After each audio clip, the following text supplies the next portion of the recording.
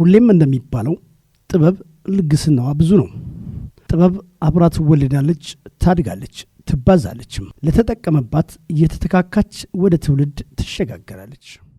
ጥበብ መንገዷም መዳረሻዋም ብዙ ነው። ጥበብ ለፈለጓት ቅርብ ነች፣ ላልተረዷት ስውር፣ ለወደዷትም ደግሞ በእጥፍ ፍቅርን ትለግሳለች። ጥበብ እርካታም ነች። ዛሬ ላይ ከሀገራችን አልፎ በዓለም ደረጃ ቁንጮ ላይ ደረሱ ለሚባሉ ሰዎች ማማቸው ይህችው ጥበብ ነች። ምክንያቱም ጥበብ መልኳ ብዙ፣ ስራዋ ድንቅ፣ ክዋኔዋ በሚዛን የማይለካ ናትና። ብቻ ጥበብና ጥበበኞች ለተጠቀመባቸው ከመስፈሪያ በላይ የሚትረፈረፍ ዋጋ የሚሰጡ ከመለኪያም አብዝቶ ሐሴትን የሚያጎናጽፉ ናቸው። ታዲያ እኛም በየአካባቢያችን የጥበብን ካባ የተጎናጸፉ ነገር ግን በበርካቶች ዘንድ ወጥተው ያልታወቁትን ከያሉበት በማፈላለግ እንካችሁ በማለት የከፋ ቴሌቪዥን ጉዞውን ከጀመረ ውሎ አድሯል።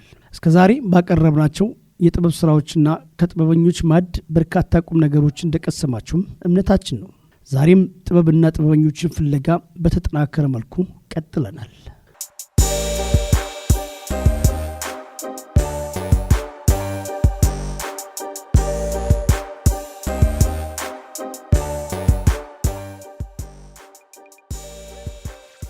እነሆ ዛሬ ደግሞ አንድ እድሜው ገና 20ዎቹ መጀመሪያ ላይ ያለው ወጣት የዛሬው ባለ ታሪካችን አድርገን አቅርበነዋል። በልጅነቱ እንደ ኩዮቹ ሁሉ ቦርቆ መጫወት አስደስተው፣ ይልቁንም በለጋነቱ ልቡና ቀልቡ ወዳዘነበለበት የስዕል ስራው በመጠመድ ጊዜውንና ልጅነቱን አሳልፏል፣ እያሳለፈም ይገኛል። ከወጣቱ ጋር በነበረን ቆይታ ከተደመምንባቸው አንዱ በየትኛውም የሥነ ጥበብ ትምህርት ቤት ገብቶ የመማር ዕድል ሳይገጥመው ነገር ግን ዛሬ ላይ በሀገራችን አሉ ከምንላቸው ሰዓሊያን ተርታ የሚያሰልፈውን አበርክቶ ማጋራቱ ነው። እንደ ሀገራችን ነባራዊ ሁኔታ መቼም አብዛኞቻችን በመክሊታችን የምንተዳደር አይደለንም። ይህ ወጣት ከመነሻው የተማረበት ያለው የእውቀት ማዕድ የሚነግረን ይህንኑ ነውና የወጣቱ እጣ ፈንታ እንዴት ማስታረቅ ይቻላል የሚለው ለብዙዎቻችን የቤት ስራ መሆኑ አይቀርም።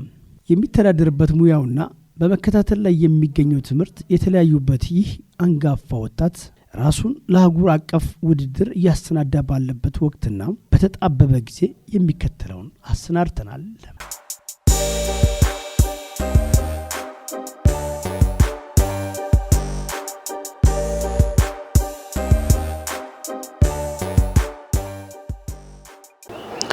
እሺ፣ አመሰግናለሁ።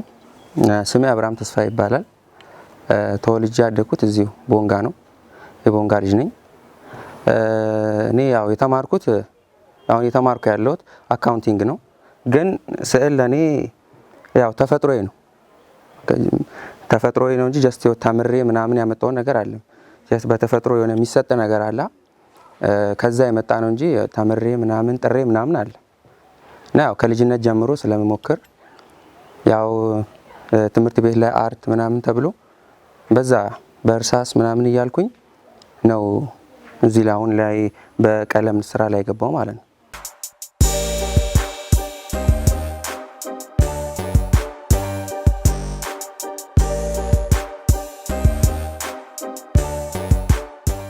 ስዕል ያው ብዙ አይነት ስዕል አለ።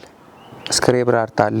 ከእርሳስ ስንጀምር ስክሬብል አለ፣ ፔንስል አርት አለ፣ ኦይል ፔይንቲንግ፣ አክሪሊክ ፔይንቲንግ የሚባሉ አሉ እና የውሃ ቀለም ስዕሎች አሉ፣ የዘይት ስዕሎች አሉ።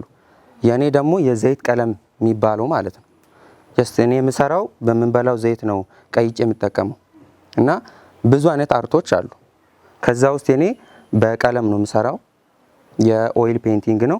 ሃይፐር ሪያሊስቲክ የሚባሉ አይነት ስራዎችን ነው የምሰራው። ላይክ እንደዚህ አይነት የሰው ፖርትሬቶችን በማስቀመጥ ማለት ነው እና ላንድስኬፖችንም ሰራለሁ።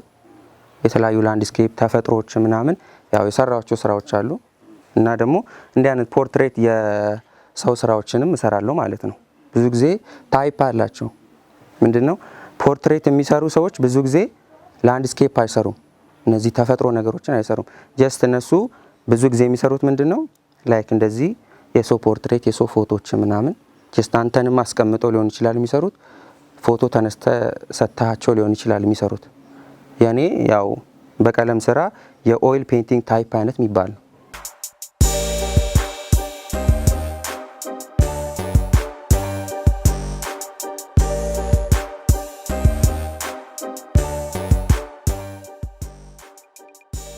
የኔ ሀሳብ በዚህ በቀለም ስራ ነው፣ በአርቱ የመሄድ ሀሳብ ነው ያለኝ።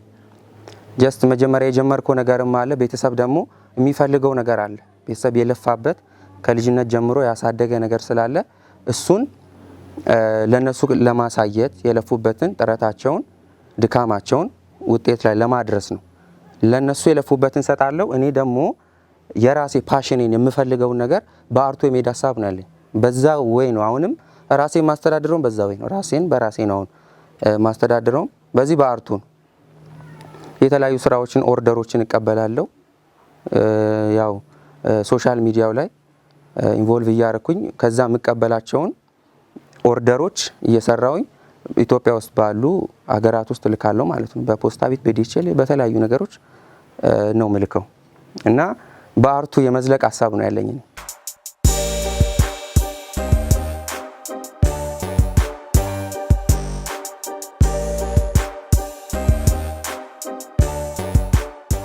ተጠቅሜ ያለው ብዬ የማስበው ያው ያለ ነው እንደ ደቡብ ምዕራብ ከፋ ውስጥ ደግሞ ስትሆን ብዙ ተፈጥሮች አሉ እና እነዚህ ተፈጥሮ ቦታዎችን ፐርሰናሊ ዞሬ አይቻቸዋለሁ። ዞሬ የተለያዩ እኛ ጋር አሉ የሚባሉ አሉ። እነ እግዚአብሔር ድልድይ አለ፣ ዳዲበን አለ፣ መድኃኔዓለም ቤተክርስቲያን፣ ቶንገላ አብዱሰላም መስጊድ፣ ዳዲበን፣ ውሹሽ ምናምን እነዚህ ብዙ ቦታዎች አሉና እነዚህ ቦታዎች ላይ በራሴ ነው ዞሬ ስሰራ የነበረው እና እነዚህ ቦታዎች ላይ ዞሬ በማይበት ሰዓት ያው ተፈጥሮን ታደንቃለህ። ያው አርት ደግሞ በባህሪው እና ተፈጥሮ እንድታደንቅ ያደርጋልና እነዚህን የተለያዩ ግሪን የሆኑ ነገሮች ላይ እየሰራው እነዛ ነገሮችን ሞር በምሰራበት ሰዓት ወደ አርቱ በጣም እንድሄድ አድርገውኛል እና ወደዚህ እንድገባ አደረገ። ምንድነው ኤግዚቢሽን ልሰራ ፐርሰናል ኤግዚቢሽን ልሰራ አስቤ ነበርና በዛን ሰዓት ለኤግዚቢሽኑ በምዞርበት ሰዓት ያዩዋቸው ተፈጥሮች በጣም ሞር ኢንተረስት ስለሆኑ እነሱ ነገሮች ላይ በጣም ሳይ በዛ ወደ ቀለም ስራው በጣም እንድሰራ አድርጎኛል እና በጣም ግሪንነቱ በጣም ተፈጥሮ ላንድስኬፑ ምናምን ለኔ ተመችቶኛል። እሱ ለኔ በጣም ጠቅሞኛል፣ ላንድስኬፕ ስራው ማለት ነው። ተጎድቻለሁ ብዬ ማስበው ምንድነው ትንሽ ሽያጭ ነገሮች ላይ አላ ያው ያላደጉ ከተሞች ላይ ምናምን ሲሆን ሰው ለእንዲህ አይነት ነገር ገና ነው እና ማህበረሰቡን የማስለመድ የማሳወቅ አርትን እንዲወድ የማድረግ በጣም ወይንም ትናንሽ የሚያድጉ ልጆችን ወደዚህ እንዲገቡ የማድረግ ነገሩ ላይ ስመጣ ትንሽ አስቸጋሪ ነውና ይሁን እያየህ የምታድገው ነገር የለም። ለምሳሌ ወደ አዲስ አበባ ወደ አደጉ ሀገራት ብትሄድ ኤግዚቢሽኖች አሉ፣ አርት ጋላሪ አለ ምናምን። ወደ እኛ ስትመጣ ግን አንድም አርት ጋላሪ የለም፣ ኤግዚቢሽንም ተዘጋጅቶ አይታወቅም። አንዴ በእኔና በጓደኛዬ ሙዚየም አዘጋጅተናል እና ያ ይጎዳሃል በጣም። ለመሄድ ስትል የሚይዝ ነገሮች አሉ። አሰ ማቴሪያል ወደዚህ ምንም አይነት ማቴሪያል የለም። በቃ ምንም አቅርቦቶች የሉም። የነዚህ ስራዎች የቀለሙ፣ ብሩሹ፣ የተለያዩ መቀየጫው፣ ፍሬሙ ምኑ የለም። ስለዚህ ቀለምና ብሩሽ ብቻ ነው ከዛ የምታመጣው። ላይክ እነዚህ የምታያቸውን ፍሬሞች ግን በራስ ነው የምሰራው። ላይክ እዚህ እኔ እንደምሰራው ግቢ ውስጥ ጣውላ ቤት አስልገህ ምናምን ራስ ቆርጠ በመጋዝ ብለ ብዙ ነገር ማለት ነው። እንደዚህ አይነት ነገሮች ማቴሪያል ሶሻል ማህበረሰቡን ማስለመዱ ትንሽ አስቸጋሪ ነው። ግን አሁን ደግሞ እየለመደ ነው። ከአምናው ዘንድሮ ሰው ብዙ እየለመደ ነው። ኦርደርም ይሰጣል። የተለያዩ ጊፍት ለሰርግ ሊሆን ይችላል፣ ለልደት ሊሆን ይችላል፣ ልጅ ለእናት ሊሆን ይችላል፣ ለአባት ለምን አሁን ብዙ ጊዜ እየለመደ ነው እና ሞር አሁን ከበፊቱ ይሻላል።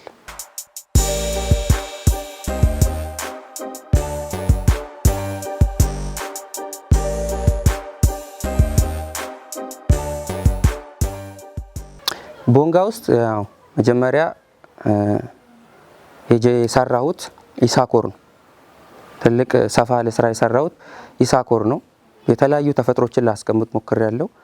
ከኛ አካባቢ ያሉ ነገሮችን እንደ ደቡብ ምዕራብ ያሉ ነገሮችንም ለማስቀመጥ ሞክሬያለሁና መጀመሪያ እዛ ነው የሰራውኝ። እንደ ግሪን ቪው፣ እንደ ማንኪራ፣ ታች ሃሮኒ ሰርቻለሁ። ከዚህ ሲቀጥል ደግሞ ጅማ ላይክ እነ ዶሎሎ እነ አዌቶ ግራንድ አዲሱ ሴንተራል ምናምን እና ትንንሾቹ እንዳሉ ነው እንደዚህ አይነት ቦታዎች ላይ ሰርቻለሁ። እና የማስበው ምንድነው አሁን ላይ በከረንት ላይ ባለው ነገር ምንድነው እንደ ደቡብ ምዕራብ የተዘጋጀ ውድድር ነበረ። እዛ ውድድር ላይ ከ6 ዞኖች ተወጣተን ነበረ የተወዳደር ነው። ከነዛ ውስጥ ተወዳድሬ አሸንፌ ነበርና አንደኛ ወጥቼ ነበር። ከዛ አዲስ አበባ እንደ ኢስት አፍሪካ የተዘጋጀ ፌስቲቫል ነበረ። ኢስት አፍሪካን የሚባሉ ላይክ እንደ ኬንያ ምናምን እንደ ኡጋንዳ ያሉ አገራት መጥተው ብዙ ኤክስፒሪየንስ ሼር ተደራርገናል እና እዛ ቦታ ላይ ብዙ ኤክስፒሪየንስ ወስጃለሁ። እና ደግሞ በዚህ 27 እና 28 እንደ ኢትዮጵያ እንደ ሀገር የሚዘጋጅ የስዕል ውድድር አለ። በዛ ላይ ተሳታፊ ነኝ እንደ ደቡብ ምዕራብን ወክዬ ማለት ነው፣ እድሉን አግኝቼ ማለት ነው። እና እንደዚህ አይነት ነገሮች ላይ አሁን ባለውበት በዛ መልኩ ጥሩ እየሄድኩኝ ነው። በዚህ ላይ እግዚአብሔር ብሎ ደግሞ የተሻሉ ነገሮችን ለመስራት አስባለሁ። ያው እግዚአብሔር ፈቅዶም ካሸነፍኩኝ ደግሞ ሀገርን ወክዬ ደግሞ እኛን ደቡብ ምዕራብ ከፋንም ወክዬ እሄዳለሁ የሚል ተስፋ አለኝ።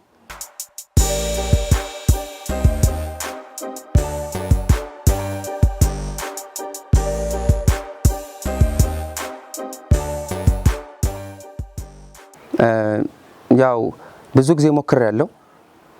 እኛ አካባቢ ላይ ብዙ የባህላዊ ቤቶች አሉ፣ በወረዳ ውስጥም አሉ፣ እዚህ ከተማ ውስጥም አሉ። እና እነዚህ ቦታዎች ባዶ ናቸው እና የሚናገሩህ ነገር የለም። ውስጣቸው ስትገባ አርት አለ፣ አርት ይሸታል። ወይንም ከተማ ውስጥ የሆነ እንቅስቃሴ አለ፣ ልጆች ታዳጊዎች አሉ፣ የሚሰሩ የአርት ልጆች አሉ። ከተማው በጣም ብዙ ነገር የሚወጣው ከተማ ነው ለማለት የሚያስችል ታች ያሉትን ማየት ስችል፣ ግን ላይ ያሉት አንተ ማየት ሳይችሉ ሲቀሩ አንተ ወደ እነሱ ትሄዳለህ። ግዴታ ነው። ለምን? ራስን ለማቋቋም ስትል እና ያደክበት ነገር ይቆረቁራል። ሀገር ሌሎች ጋር አይተ እኛ ጋር ስታይ ምንም ሲጠፋ ቅር ይልሃል። ይህም በማየት ብዙ ከባህልና ቱሪዝም ቢሮ ጋራ ብዙ ሞክሬያለሁ እና ከአንዴም ልክ እንደ ፕሮጀክት ሰርቼ አቅርቤያለሁ፣ ግን ማንም ላይ አልቻለም። ለኔ ጀስት ቀለሙን ብቻ ቻሉልኝ፣ ችግር የለውም ሌላውን እኔ ሰራለሁ ብዙ ጊዜ ብዬ በጣም ብዙ ጊዜ በተደጋጋሚ ይሄንን በግልጽ ነው የምናገረው። ብዙ ጊዜ ሞክሬያለሁ። ፕሮጀክቱ ስቲል ነው አለ፣ የሰራሁት ለመስራት ያሰብኩት አለ፣ ግን ይሄንን ማንም ዞር ብሎ ላይ አልቻለም። እና ከላይ የመጣ ነገር ነው ውድድር። አሁን በውድድር የሚሄድበትም ከላይ የመጣ ነገር ተፈልገህ ምናምን የሚንቀሳቀስ ሰው ተፈልገው ነው እንጂ ፈልገው የማሰራ ስትሄድ አክሴፕት የማድረግ የመቀበል እንስራ አብረን ከተማው ላይ እንንቀሳቀስ የተለያዩ ቦታዎች ላይ እኔ የሚል ነገር የለም። እና እኔ በራሴ ኮስት ነው ብዙ ጊዜ የምንቀሳቀሰው፣ በራሴ ማቴሪያል ነው የምንቀሳቀሰው። እሱ ዳዝም ማተር ችግር የለም። ግን አብሮ ለመስራት ከተማው ላይ አርት ወይንም ጥበብ የሚባለው ነገር ሲኖር ነው ብዙ ጊዜ ከተማው የሚነቃቃው። አርት ሲባል ጀስት ፔይንቲንግ አይደለም። አርት ውስጥ ምን አለ? ብዙ ዘርፎች አሉ። አርት ዘርፉ በጣም መንቀሳቀስ ሲጀምር ምን አለ? ከተማዋ ላይ እድገት ይመጣል፣ የተለያዩ ለውጦች ይመጣሉ። ሰው የሰራውን ነገር ላይ ከብዙ ቦታ ይመጣል። እና ደግሞ ከላይ የሚመጡ ሰዎችን እኛ እንዲህ አይነት ባህል አለን፣ እንዲህ አይነት ስራ አለን፣ ብዙ እንደዚህ ቱሪዝም አለን ብለህ በአፍ ከማውራት የተሰሩ ስራዎቻችንን ሄዳችሁ ጎብኙልን ብለህ አንዱ የባህል ቤት ውስጥ የተሰሩ ባህል ቤት ውስጥ ብታሳያቸው በጣም ኢንስፓየርድ ይሆኑና ይሄን ቦታ ለምን በአካል ሄደን አንጎበኝም፣ ለምን ይሄንን ነገር አናይም ብሎ ብዙ ጊዜ ከላይ የሚመጡ ሰዎች ምንድነው ቱር ማድረግ ይፈልጋሉ።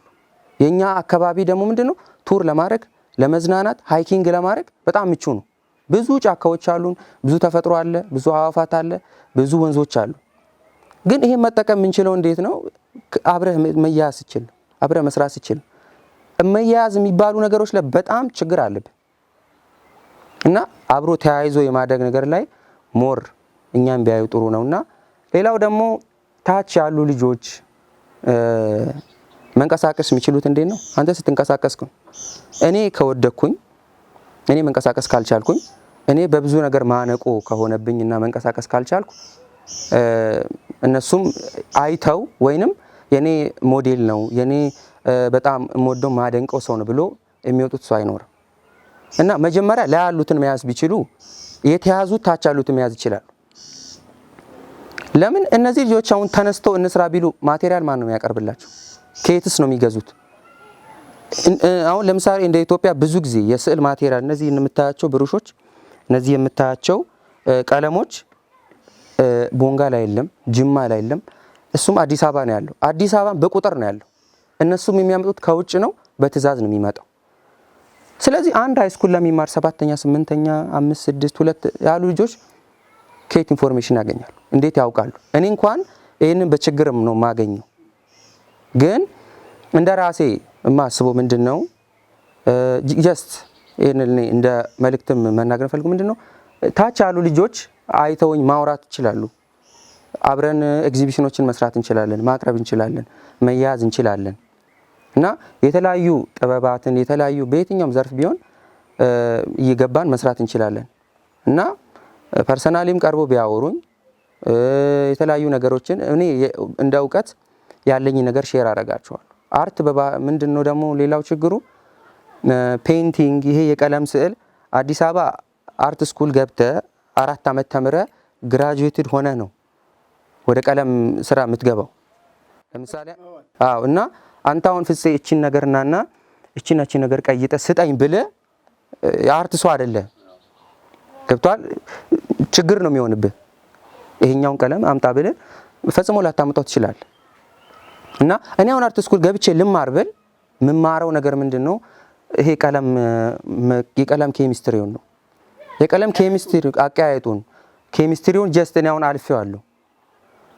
የተለያዩ ብዙ ነገሮች አሉ። አርት ላይ ስትመጣ አርት ስኩል ስትገባ ጀስት አሁን ሳይም ጎልደን ሴክሽን አለ፣ የተለያዩ ግሪዶች አሉ ምናምን ነገር አርቱ ላይ ማለት ነው። ምን እንዴት ቢሆን ነው የሰው ፖርትሬቱ የሚያምረው፣ ቤት አንግል ቢነሳ ነው የሚያምረው የሚለው ገብተህ ትማራል። ጀስት እኔ አሁን ይሄን ኔቸር ስለሆነ የማውቀው ገብቼ ብማር ለኔ ምንም ናንሴንስ ነው። ግን የማላውቀው ነገር ይኖራል፣ ገና ብዙ ይቀረኛል። ማውቀውም ኤክስፒሪየንስ ያረክ ስትሄድ የምታውቀው ነገር ይኖራል እና እዚህ አካባቢ አርት ስኩል የለም፣ እንደ ደቡብ ምዕራብ የለም። ግን ትኩረት ቢሰጥበት ልጆች ሄደው አርትን እያዩ በጣም ኢንስፓየርድ እየሆኑ እየመጡ ቤት ውስጥ ይሞክራሉ።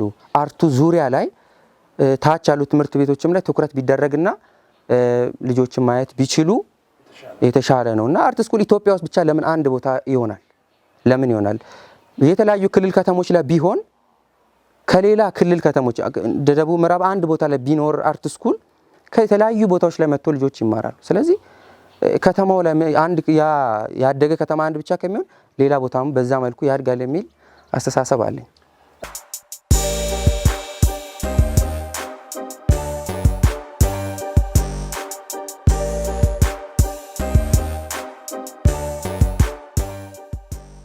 ሁሉም ነገር የሚሆነው እንደ እግዚአብሔር ፈቃድ ነው። እኔ የምችለውን ሁሉ አደርጋለሁ። እንደ ክልልም ያደኩበትን ከፋ ቦንጋ ለማስጠራት የምችለውን ሁሉ አደርጋለሁ እና ስማችንን ከፍ ለማድረግ በጣም ከምጥሩ ወጣቶች መሃል አንዱ ነኝ እና በዛ መልኩ እግዚአብሔር ከረዳኝ ለማሸነፍ ሞክራለሁ እና የኔ ሐሳብ ለማሸነፍ ነው። እግዚአብሔር ደግሞ ያሰበው ነገር አለ። አሸንፌ እመጣለሁ የሚል ሐሳብ ነው ያለኝ እና ይሄንንም ከኔ የተነሳ ሳይሆን ያው ከእግዚአብሔር የተነሳ እንደ እግዚአብሔር አሸንፋለሁ የሚል ሐሳብ አለኝ።